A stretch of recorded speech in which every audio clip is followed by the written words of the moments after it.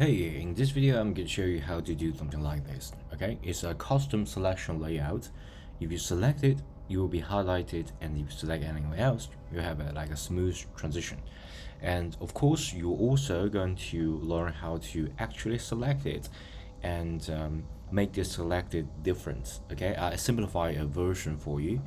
Okay, and of course, if you want to download the code, you know the drill. Please join the Patreon and support me to keep this channel alive.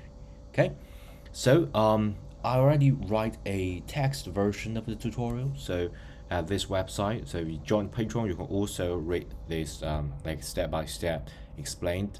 So I'm not going to like go through that like in really like tiny detail, but let me just quickly go through all this.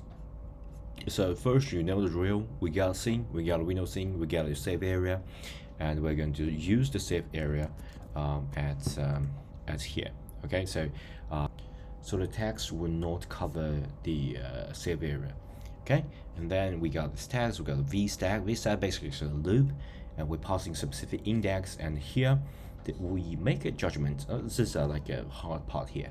So we compare the index that you selected with the like all the index. So if you are selecting say index here, so the rest of the indexes will not equal to the selected index, so it's not selected, and you are not going to change opacity.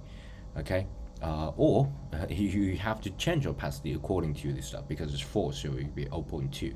So you change that, and only the thing that you actually selected equal to true will be 1.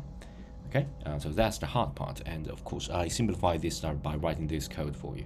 So yeah, you can check it out.